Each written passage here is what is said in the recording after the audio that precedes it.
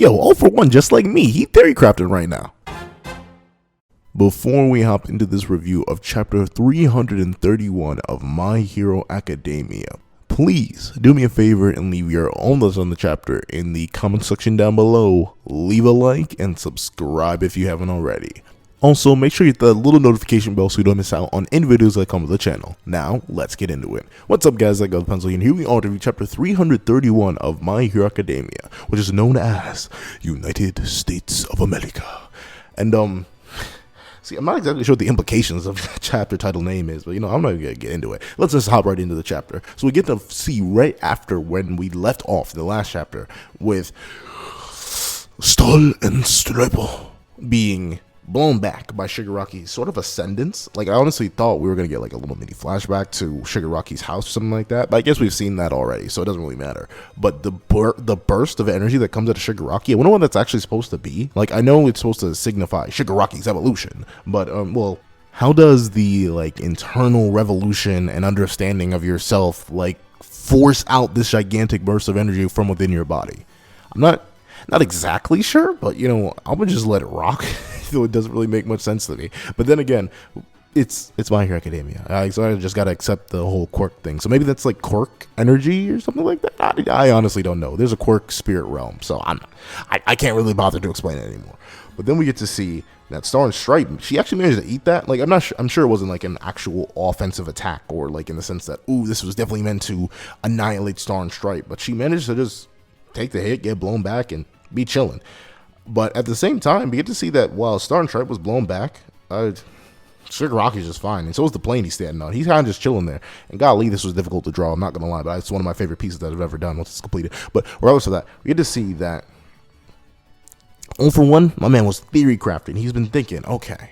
Actually, I love how all for one is like, in control of Shigaraki's body. Once again, all the Shigaraki mannerisms shining through. Like, he has discovered off of all his interactions with Star and Stripe, what little he knows of her from beforehand, that, okay, so as far as I can tell, there seems to be a limit with powering the physical body, or else she would have just instantly crushed my head. She obviously has the intent to kill. She tried to suffocate me. That hurts. However, there seems to be no limit to how she can destroy somebody. So does that mean she can reduce something to 0, but she can't push something to infinity? She has a range of numbers that he can talk about, or that one can talk about.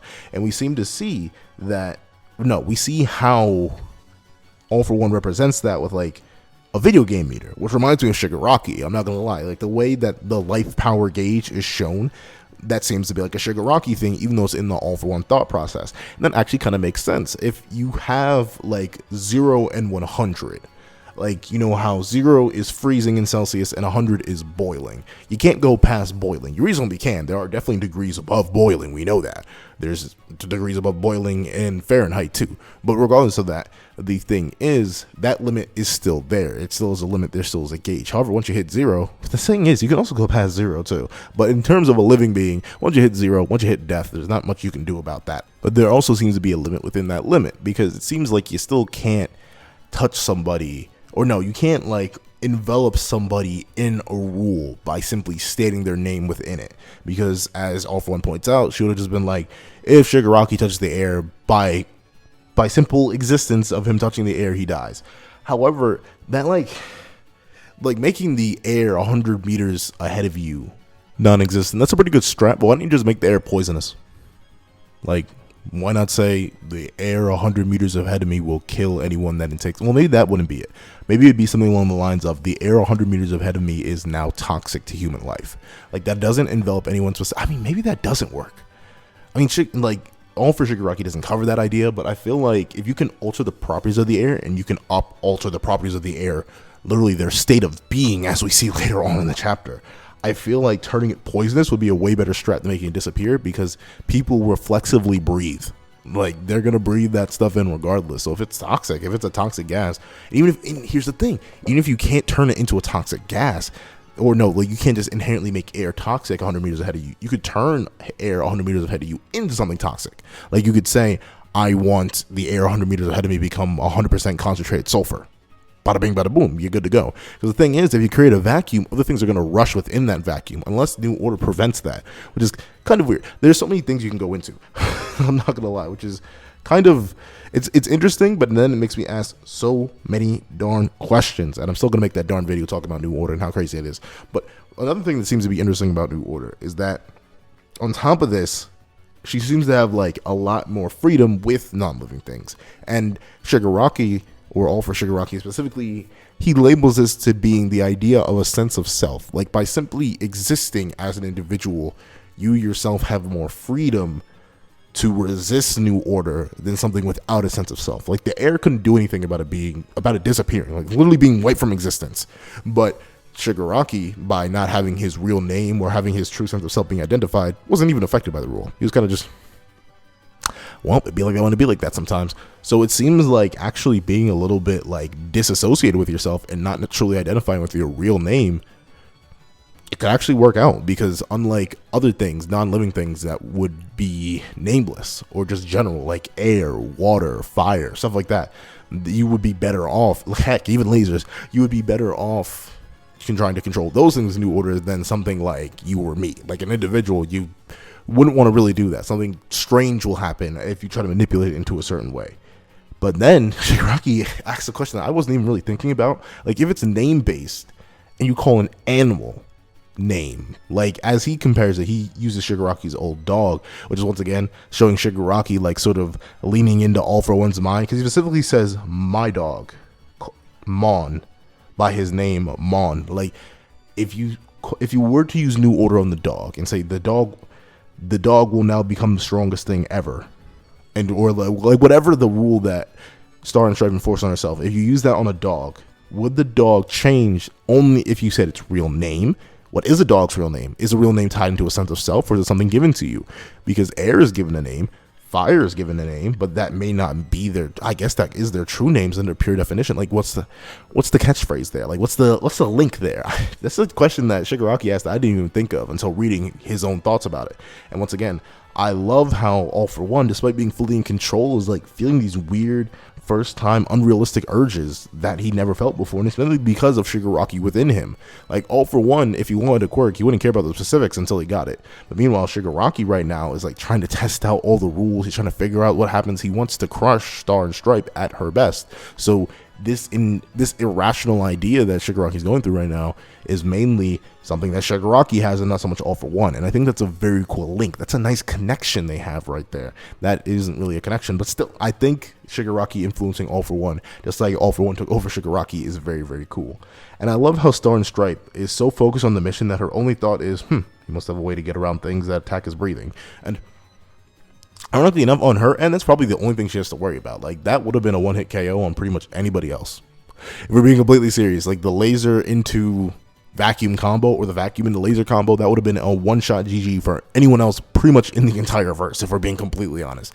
But no, not for Shigaraki, because Shigaraki is constructed biologically differently.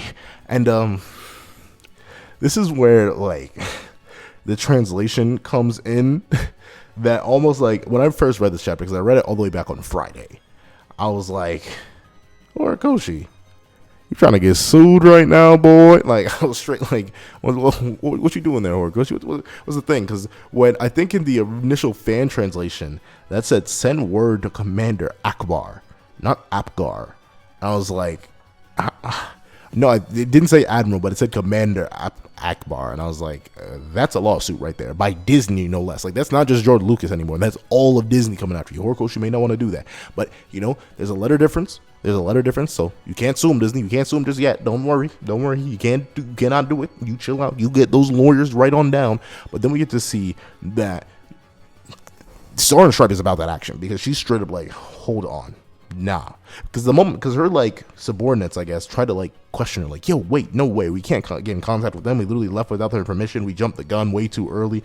We're in this on our own. She's like, legit, like, hold on, you certified idiots. I'm the #1 hero. Gosh darn it. And if there's any time we shouldn't be concerned about breaking rules, and if there's any time I should be exercising my special authority, it is right now. This boy is not a Japan local threat. He is a worldwide issue, and he must be erased from life right this moment. And I love how it didn't take much. It took one interaction for her to realize that this is not the wave. Shigaraki needs to go. And I think that's great, because there's always, I mentioned it last chapter review, but there's a stark difference between the heroes of Japan and the heroes of America. At least so far. Like, we haven't seen many of the heroes of America. I think there's just that one dude in Vigilantes and Star and Stripe. But the difference between the two is that most big popular heroes don't aim to get rid of the problem in Japan. They aim to suppress it. But it seems like, at least on Star and Stripe's own perspective and the way she tried to get rid of Shigaraki in the first place in last chapter, America wouldn't have a Tartarus. It seems like they get rid of their problems because she's instantly ready for the kill, and I can't even blame her for that. I think Midoriya should be instantly ready for the kill too, but that's just me. Maybe that isn't the right thing to do, but when you have a threat like Shigaraki, I'm glad she was able to fully assess the idea that no, we got to get him up out of here right now. This is the time, this is the place, we got to do it, we got to go. And I'm glad that she has the wherewithal and the ability to recognize that and proceed to act on it in whatever way she can. And once again, like, that's the thing, that's the weird jump in characterization between last chapter and this chapter. Like, last chapter, she seemed ready to throw their lives away. Like, whatever, don't worry, I'll make sure the remains of your bodies. Like, I reread it, it's not even your bodies, it's your remains. Like, she assumes they're going to all be dying and blown to pieces. But in this case, she's like, hey, just give me a place to stand my feet on. Okay, bro? Like, she calls them brothers. And that seemed to have, like, a unifying effect on them. Because she says, she said in the past, starting today, you boys are under my wing. When we die together, brothers. And that implies that you wouldn't be able to make sure no one's remains got back to them. Like, come on now, if you're dying with them, you ain't gonna go. So I'm not sure if that's like, it was probably just like a one chapter thing. It wasn't something consistent with her character, and I very much prefer this characterization in comparison to the one we got last chapter, where she was like, whatever, if you die, you die. It'd be like that, wouldn't it be like that sometimes? I don't want that kind of approach from the US. So I'm glad that that was switched around. And leave that woman's buff. Please fit me between your biceps. But regardless of that, we see that I love how this idea of, like, a Star and Stripe being this universal symbol is almost similar to All Might. Like, these men are willing to throw their lives away for her right here, right now, just because she said so, just because she asked them to. And that's one, a little weird, but two, in actuality, really, really cool on their part, because it shows, not cool on their part, but cool on the story's part, because it sort of gives us this idea that a lot of America just respects this woman, just like a lot of Japan respected All Might. Like, these two definitely have a similar presence, and it seems like Star and Stripe really succeeded in taking after her mentor and being the massive influence that he once was. But then we get to see Shigaraki is thrown off of the plane, and Star and Stripe gets her standing spot back. But the thing is that's kind of weird, I'm not gonna lie, is Gully G Willikers, let me just ask a quick question. Why isn't Shigaraki / All For One flying? Like, it didn't register me last chapter, because or not even 2 chapters ago, because we saw this a while ago. But Shigaraki, like, actually riding a Nomu, it doesn't seem just for the flex. Like, worst comes to worst, if he had gotten knocked off the plane, they would just plopped in midair and started flying. But maybe flying quirks are more rare or something like that, because I know he gave Airwalk to Nagan, so it makes sense why he can't use Airwalk specifically, but out of the tons of quirks he's gathered over the years, he doesn't have a flight quirk, like, at all. I don't know, that seems kind of weird. And if not a flight quirk, I mean, it's probably be way more difficult to maneuver yourself in midair than it would be to, like, just fly on somebody. But at the same time, like, he's definitely strong enough to just keep flicking or just keep pushing against the air and just staying in midair. And he probably doesn't have a stamina issue anymore. He only had a stamina issue during the war. That's when he was literally getting blown apart and burned alive. So I feel like he'd be perfectly fine now. But I guess he's trying to save all the energy he can, and that's why he's using a flying Nobu, and I guess he just didn't run into another Airwalk. So I feel like he should have made a copy of that quirk, but hey, maybe he just got overconfident and just didn't have one. But then we get to see that, like, New Order is just weird, because maybe she could be Gojo. I'm really thinking here, saying, like, if she can somehow not only, like, the thing is, she says in New Order, the air forms into my shape, but 1,000 times bigger. And then we get this massive construct of Star and Stripe, who's just ready to swing. And Shigaraki himself, even with all of his like body enhancements, visual acuity, all that stuff, he isn't actually able to perceive anything there. But his sixth sense is like, I'm about to get mollywopped, aren't I? What the heck? And then this gigantic construct not only takes the shape of Star and Stripe for that one pose, that one thing she's doing, but it also swings just like her, and it swings with a proportional amount of force to knock Shigaraki away. So like, it's like a low-key air all-natural Susanoo. Are there legs underneath that construct that we just don't get to see? Like, what is happening? Like, I don't know. The air forms into my shape, but 1,000 times bigger. So I guess she just, like, that vague rule doesn't say the air forms into my shape, but 1,000 times bigger and follows my every movement. It's just the air follows my shape. I don't know. That just seems super.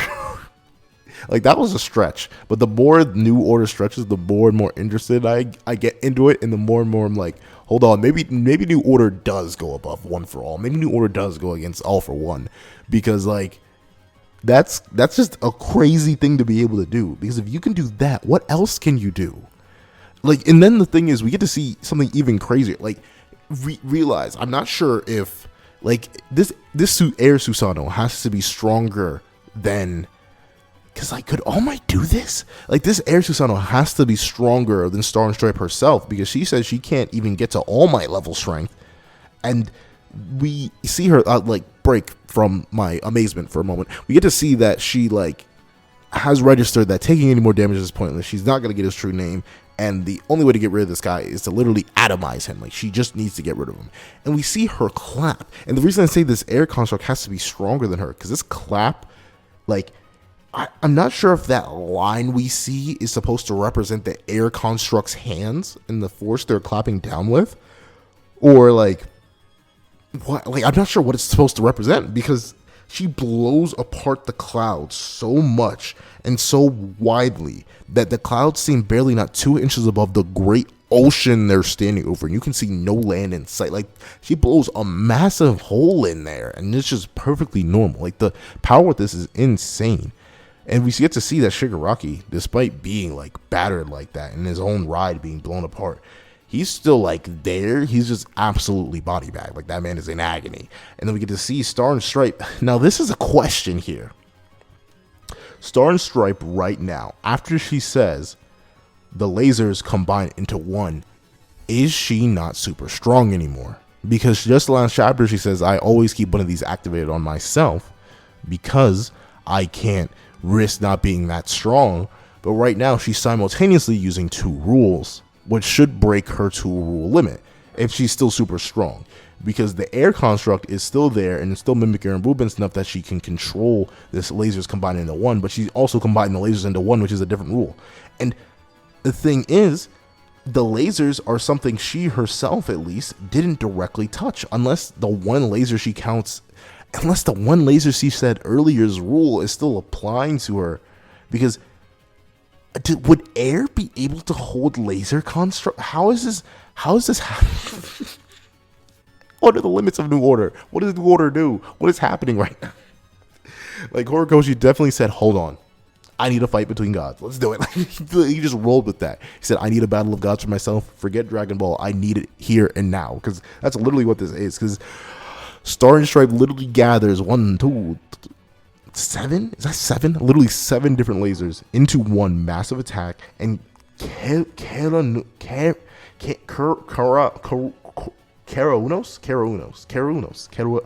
probably has a smoother pronunciation. Keraunos, or something like that. Hold on, is that a reference? That's got to be a reference. I'll be right back. Koronos.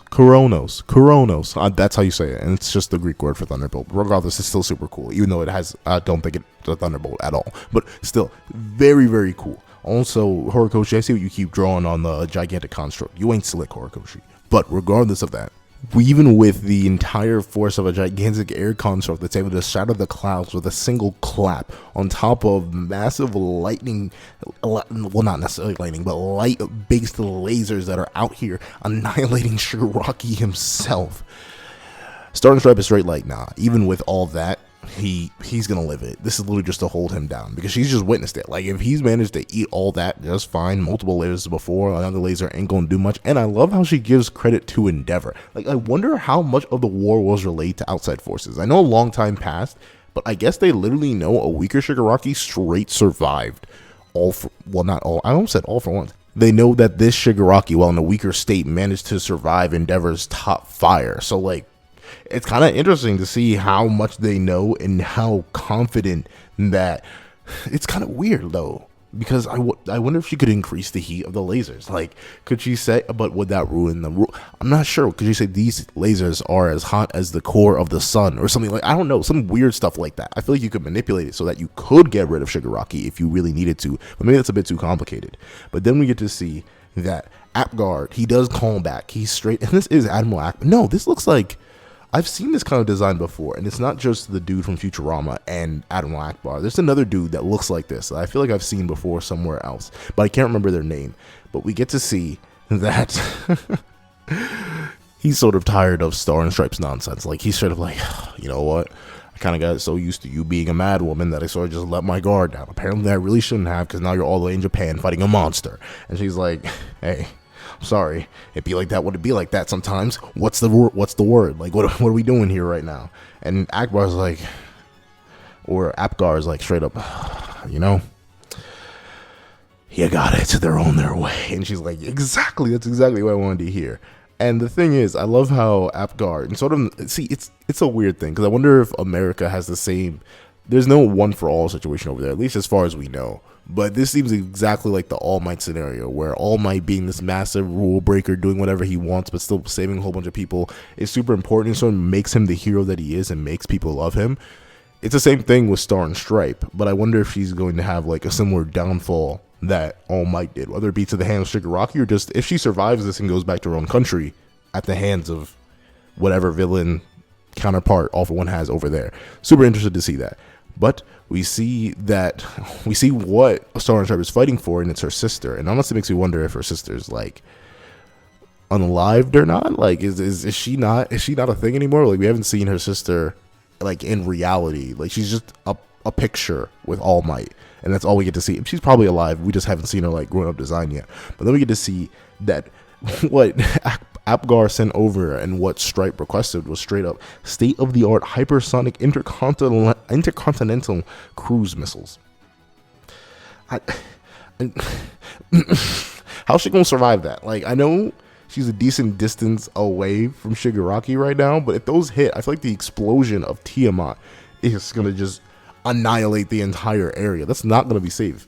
But hey, whatever it takes to stop Shigaraki. You know, we want all watch the Avengers Endgame, whatever it takes. But that is the end of the chapter. We don't see how this interacts. We don't see what Shigaraki / All For One's thought process is right now. We're just witnessing this, the end. Well, this may not be the end. Like, I wonder what the next chapter is going to hold. Is Shigaraki going to survive this and it's going to come into a new close quarters encounter between Star and Stripe and Shigaraki? Or Shigaraki going to survive this, lunge out through the explosion, tag Star, I don't know why my brain lags, tag Star and Stripe, take over the battle and call it one? Or is our cast gonna leap in and help out? Like, is Endeavor gonna show up? Is Hawk's gonna show up? Is Best Unit's gonna show up riding a Nobu? No, I'm kidding. But like, what's gonna happen here? What's gonna happen now? I don't know. The battle could go so many different ways. Midoriya himself could show up. Maybe. Is this along the same timeline? Maybe not. No, I actually don't think Midoriya will show up, because I don't think enough time has passed for Midoriya to show up by going off the previous chapters. But I don't know.